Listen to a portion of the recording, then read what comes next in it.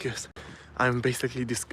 they discovered this option, and I want to check how it will look, how I can do it in a good way, because I think that doing live is a good option, because you see these recordings more spontaneous. Even though I record my video, when I record my videos, I don't cut them that much. I only add subtitles, and I cut when it's necessary, but I'm not editing them in some specific way. And why I decided to name this live How to Talk to Camera. Maybe I'm not expert yet, because I'm not spending 5 hours a day on camera recording, but I get some experience and I realized some things that helped me tremendously to get more into this flow state.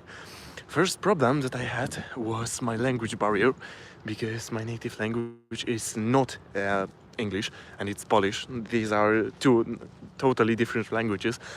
Polish is from Slavic group of languages, whereas English is from a German group of languages. I don't know exactly. Yes, it has German languages, and it was pretty hard for me initially to record videos in English, because even to this time I feel this perfectionism in my head that I need to speak perfectly.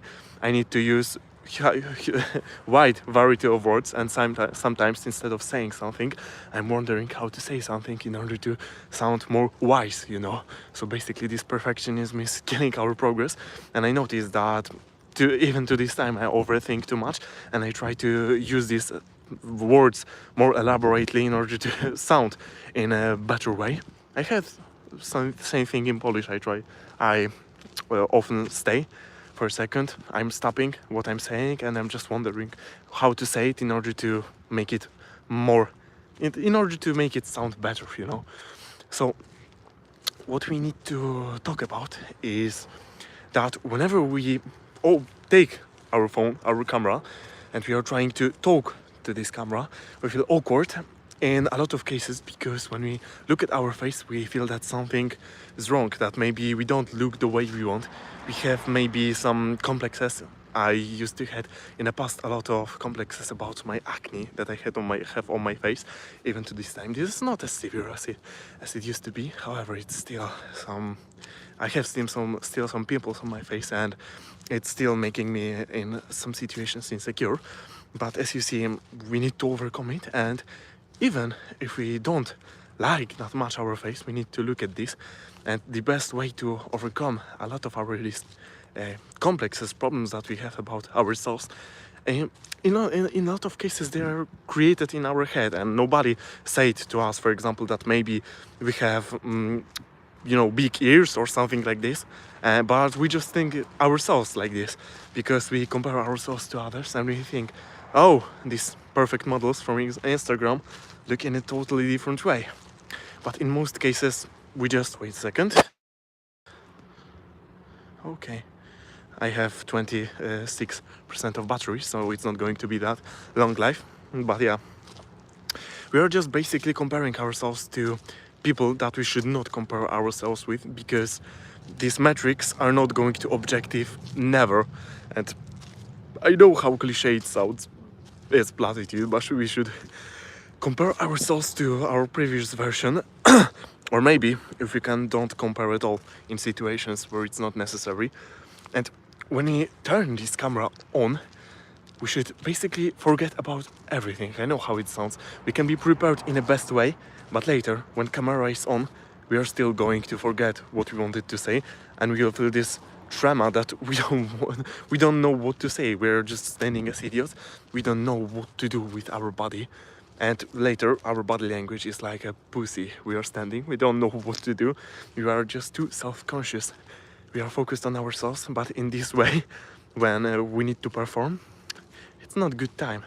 We should, of course, practice self-consciousness, discover ourselves on a deep level, but we should not do it in situations when we need to perform, we need to do something, when we need to execute our best selves in situations. Because in these situations, we need to be focused on what we need to do. And we are focusing in these situations on ourselves. We are limiting our potential in these situations, our performance. And later we feel regret that we haven't do what we wanted to do in a best way. and we are overthinking, oh, I could do this in a better way. But no. When camera is on, we need to remember that always a lot of things are going to we are going to forget a lot of things, and we are never going to be 100% prepared. And it's also related to all situations in our life.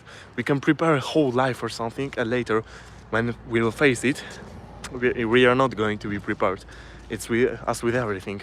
We are preparing our swords, we are preparing them, we are making them sharper, but later, when it's coming to fight, we feel this anxiety, we feel this, we are frightened of our enemy, we feel this deep dread, and we don't know what to do because we are paralyzed.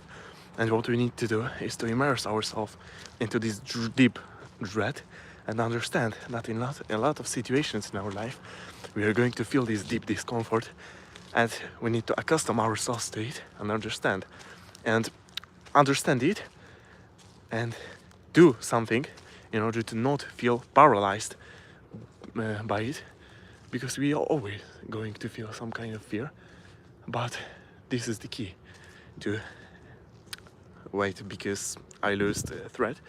But this is the key that we need to learn and understand, that this discomfort is something that is going to always happen, and the more we will get accustomed to it, the more time we will spend it in a conscious way, not overthinking constantly. In this state, we are going to be much more bulletproof. We are going to be just immune for this discomfort. We are still going to feel it, but this will not be as much paralyzing as it used to be. And when you will get into this state, when you will get this ability to stay in discomfort and still feel kind of okay, may not paralyzed, but still feel this discomfort, because discomfort is always the thing that we are going to feel. We will feel much better, and we will be able to overcome much more fears in our life. And overcoming our fears is the best drug in life. There is no better drug. Wait a second. Because, okay, we can intoxicate ourselves with substances, with drugs, but it's incomparable with joy, with merriment that we can get from overcoming our fears and doing things that we are afraid, doing things that were unimaginable for us in the past to do. We are dreaming about something and we see it from third perspective, because we even cannot believe it to see from our eyes that for example, we achieved something big. We are standing on this stage. And later, when we overcome these weaknesses, we prove to ourselves that we can do these things that are unimaginable for us in a particular moment. So we cannot limit ourselves and think that this, standing in one place is going to improve something, because that's not how it works. And in this way, if we try to escape our fears, this is not how we're going to improve. And I know how it sounds, but we need to basically do these uncomfortable things in order to free ourselves, because there is no other way. And if you will not understand it, you're going to be stuck in a cycle, because you will constantly try to avoid your fears. You will try to shun these toxic people, but this is not going to work, because anyway, you need to stay, even in these situations where you feel the big discomfort, and you need to just feel it. I know how it sounds, because everybody wants to omit discomfort, but the only way to be immune to discomfort is to stay with it and to learn how it works, understand that there is no real danger, and by rationalizing yourself these important lessons, you will understand that you can read 300 books about self-improvement, about spirituality, learning a lot about this stuff, how to help yourself, self-help content.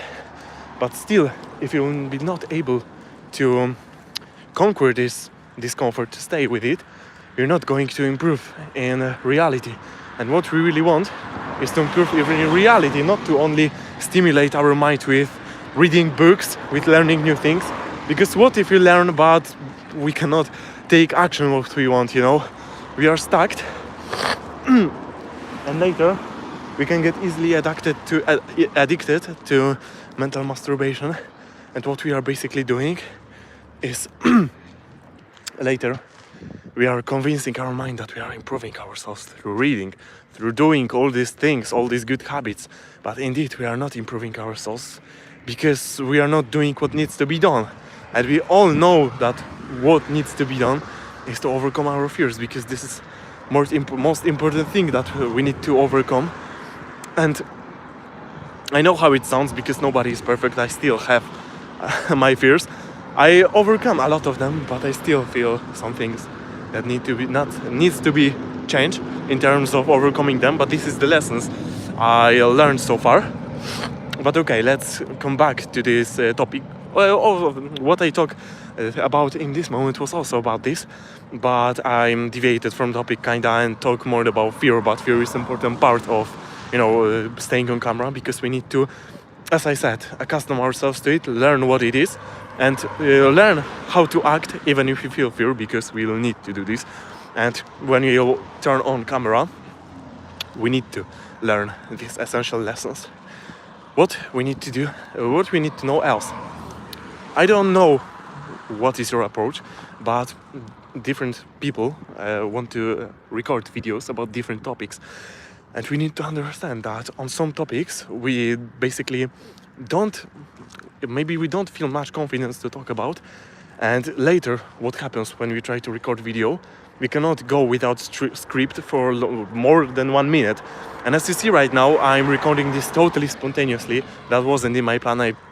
I just thought, I will go on a stroll and later I will record live for you. I will check how it will look. But I'm talking spontaneously, and I know that it makes a lot of sense. And you need to also have this feeling whenever you want to record something, that you need to have this feeling that you can talk to camera for several minutes, maybe sometimes if you consider yourself expert in something for a few hours, and to talk without this prompt, without looking constantly at topic, what you're recording about, what you need to convey to people, what you need to learn in particular life, in particular video, in particular book. Because we are in this way, we are constantly getting back to topic, what we need to record, and we are losing this state of flow, because we are coming back to rational state of our mind.